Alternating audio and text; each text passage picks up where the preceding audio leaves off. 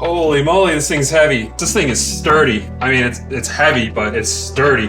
Like no lateral movement at all. Yeah, I can't wait to plug this thing in and give it a rip.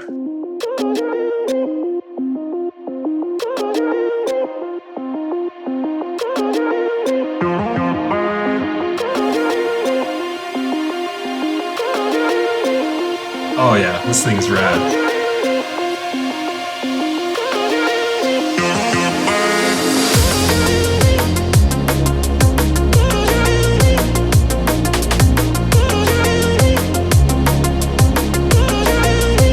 Oh man, this thing is serious. This thing is heavy.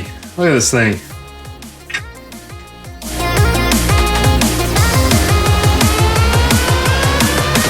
All right, so since I'm building this thing to train for drifting, the handbrake, this is one of the big pieces of the puzzle. We're definitely gonna need this set up properly.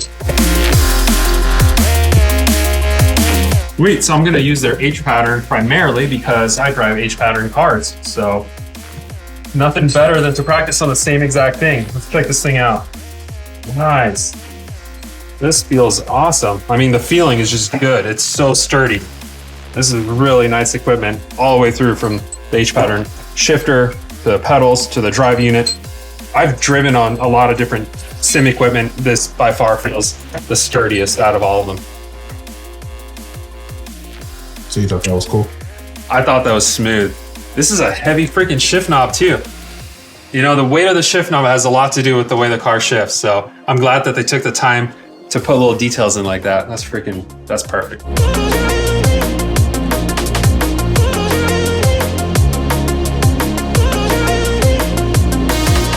You can see the quality throughout all the components, even down to the steering wheel quick release. This feels sturdy, just like the real thing in my race car.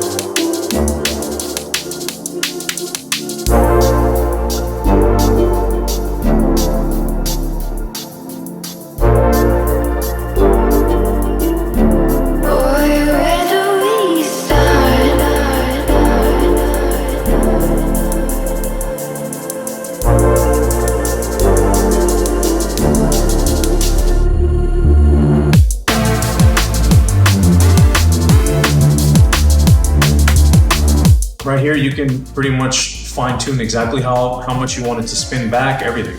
The wheel speed, every single element of it. The mBooster has its own settings, separate from the other pedals. And if you hover over it, it tells you Yeah. what it does, 30%. So this is pretty much just like a factory setting right now. Let's try that. I'm curious what the factory one is like. Right there is where you'll be able to tweak it exactly how you want to get the feel that you want from the brake. And also when we get you the second one to set up as a throttle. Okay, sick. And see, this one has the presets. Okay, sick. GT, ONP, Rally. Oh, it's softer. That's cool. Rally's probably or sports car, most similar. And obviously you can fine tune it to peak wherever you need it to peak or all that. And then it'll be let's try rally because that's a good baseline, right? And then we can, for the shifter should be good. Let's change the calibration of the handbrake. So right now it's about 50%, and that's in my car is where you would be at about 100 on wheel lockup. Okay. So we can do that right now. So let's see if that took. Yep, perfect. So I made it just very sensitive, but in real life, like if it's dialed well and you have aggressive pads, you don't need much effort to lock up the rear brakes. So basically, this is cool. This is what it would feel like in my car. All right, so this is the H pattern setup in the screen, and looks like it is exactly the same as the G-Force racing transmission that's in my car to hit reverse. Other than that, it's all pretty standard. So down, forward, perfect. Yep. That's your dial. All right, so we're checking out the throttle screen, and just like expected, it's linear, right? Because that's probably what most gamers expect it to be like.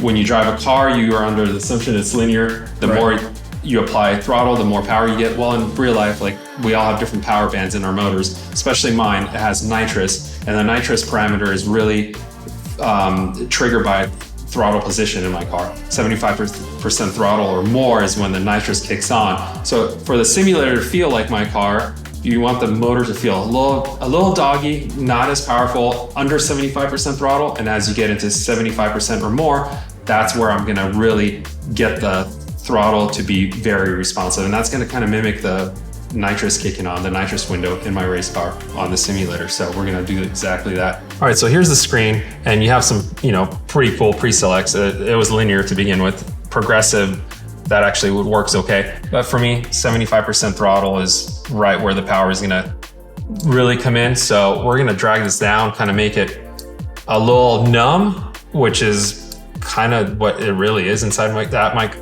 while I'm driving my car. This is how the throttle behaves as you get into it. About 75%, it gets really crazy. So we're gonna play with this a little bit more. It's gonna probably feel different driving this in, but this is a good start, something like this. So we're gonna go ahead and name this Odi S14.2. That's kind of the nomenclature for that car because this is the second Pro S14 that we built. Well, you could also tweak the pedal travel here.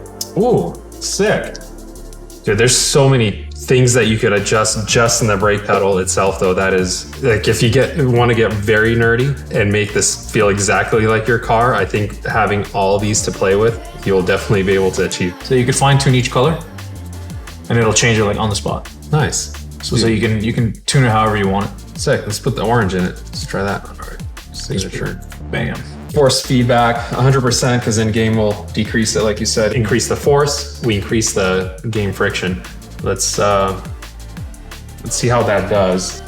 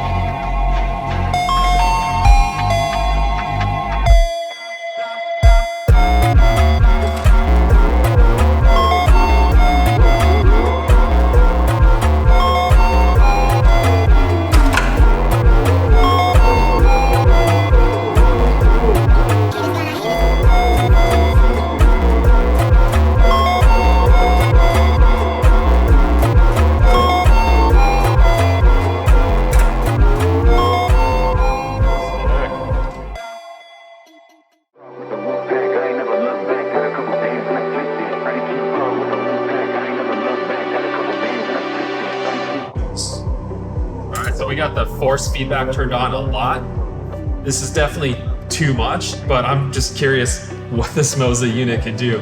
And this thing has got some serious torque. Like, it'll rip the steering wheel out of your hand. Holy moly. I have to just let go. Because yeah, it is a lot of freaking force.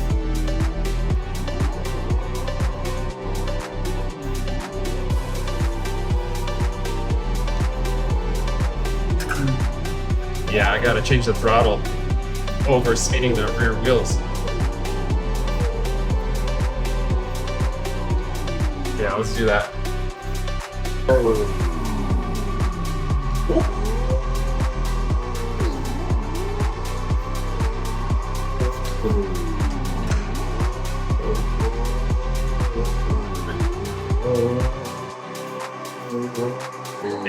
It's cool to be able to overdo it and then back off.